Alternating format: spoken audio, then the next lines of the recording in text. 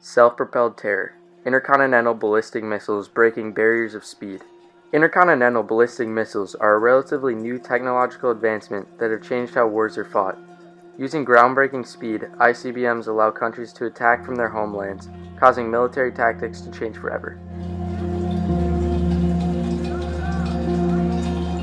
Missiles today are easily seen as a necessity and a given for most military powers. However, the technology of the missiles of our age was first engineered and put into use during World War II. The first missile was the German V-2 rocket created in 1944 by Walter Dornberger and Wernher von Braun.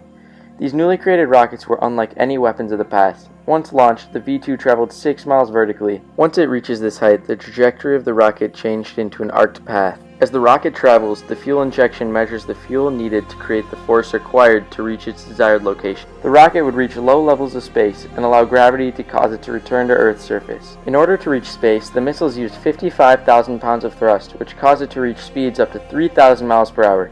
Due to the fact that it could travel 3 times the speed of sound, Nazis used the speed to launch V-2s against London, partly because they were short on planes, but also it only took 5 minutes to travel there. Along with their amazing speed, the missiles did not have sound until after they hit because they were faster than the speed of sound itself.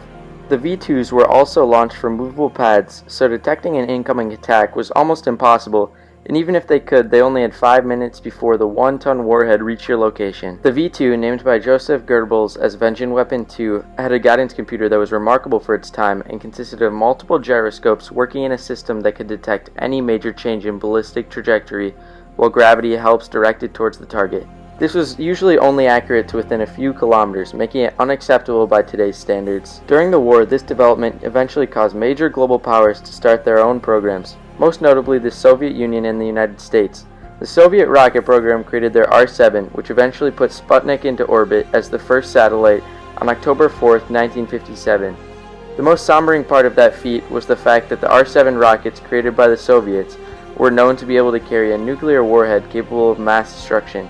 However, the United States used the V-2 technology to improve the capabilities and launch Explorer 1 in 1958, only 1 year after Sputnik.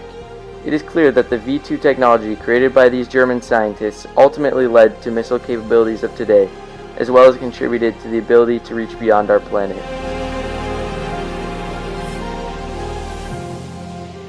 ICBMs are one of, if not the, deadliest airborne weapons known to man. However, no one had ever witnessed this technology until 1944 during World War II. After America's replication of the V-2 rocket, we began to improve the missile, extending its range to farther distances, ultimately making it more powerful and much faster than before. In August of 1945, the atomic bombs were dropped on Hiroshima and Nagasaki, bringing shock to the rest of the world. The damage that was dealt was truly unmatchable, as this new threat was more destructive than anything prior. These 2 days combined obliterated roughly 80,000 people, devastating Japan to the point of surrendering, while leaving 2 cities in shambles. After World War II, nuclear technology pushed the United States and Russia to become very intense competitors, as they scrambled to get a leg up on one another with their arsenals of weapons.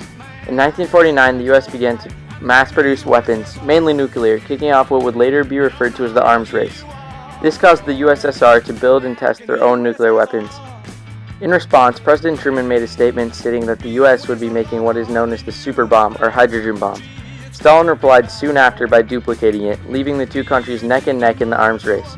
New bombs and missiles caused paranoia throughout the states, which caused many schools to take action.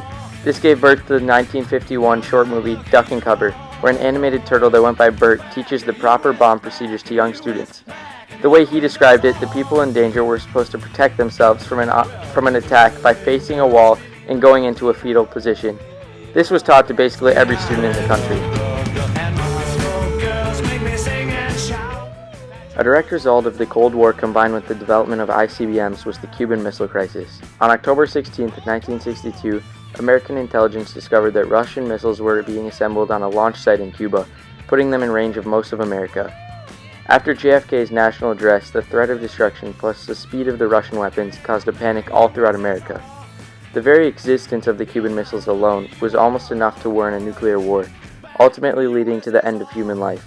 However, Russians proceeded with their plan, but were stopped after JFK implemented a blockade on Cuba, seizing offensive Soviet weapons in the process. Thankfully, this blockade got Khrushchev's attention and a deal was struck. The Russians were to halt their operations and return their missiles to Russia, while the United States promised not to invade Cuba, and also remove their missiles being kept in Turkey. This important event in history basically sums up the entirety of ICBMs. Nobody will really feel safe as long as nuclear warheads can arrive in their backyard within minutes. This being said, the argument could easily be made that ballistic missiles were the most influential development in weaponry ever created. With the Cold War concluding in 1991, there was never a missile sent by either country towards the other. The Cold War ended in a neutral lock in a very dangerous and intense arms race. The Cold War was almost a means for both America and Russia to prove that they both had the technology and weapons to wipe each other out. In the end, the Cold War was a very significant event in history, but it did not end up causing any harm to either country, but only advanced missile research.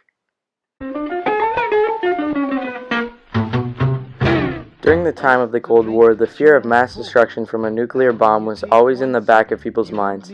This was only reinforced by the culture of the time, especially movies released during this period. The film category mostly influenced by this was science fiction. Many of these films, such as Invasion of the Body Snatchers, 1956, and The War of the Worlds, 1953, used the terrifying idea of an alien invasion as an allegory for the Soviets taking over the United States. One famous message of the 1951 film, The Day the Earth Stood Still, expressed a message from aliens that the people of Earth must learn to live together or face total destruction, i.e., the danger of the Cold War. However, science fiction was not the only popular film industry of this time. Spy movies with Soviet antagonists were becoming very popular and would continue until this day. These films continued to use these themes, including The Spy Who Loved Me, 1977, and Octopussy, 1984. Since the invention of intercontinental ballistic missiles, many new rules and changes have been made for dealing with these missiles and their structure. These rules help the US feel safer and clarify the legitimacy of a missile launch. For starters, the two-man rule is a very intuitive concept that requires two people to agree before signing off on a missile strike. In the long run, this helps prevent accidental strikes or attacks that seem unnecessary. Upon receiving their orders, the two people assigned will first check and see if they both have the same authorization code. If these are correct, they will then look over the plan and launch the missile. This is one of the many things that countries do everywhere to try and eliminate false launches. Another way that America is making changes is by implementing anti-ballistic missiles, or ABMs. ABMs are made to protect America from inbound missiles. The Anti-Ballistic Missile Treaty was made with Russia during the Cold War. All these rules and defense systems are part of the missile diplomacy in the world today. The countries with ICBM capabilities are relatively short, but rules are necessary. The United States, for example, has around 405 ICBMs, and Russia has about 286. Russia and the United States own the most ICBMs in their respective countries. However, there are other countries such as India, China, and North Korea that are known for having ICBMs. Due to the fact that this technology is new to many, other countries are now making their own missiles and beginning to modify them so that their technology may become superior. Countries now must worry about what technology their rivals have and how they will protect themselves from attacks. The U.S. has spent $348 billion on their nuclear weapon arsenal and defense system in the past years for the safety and power of the country.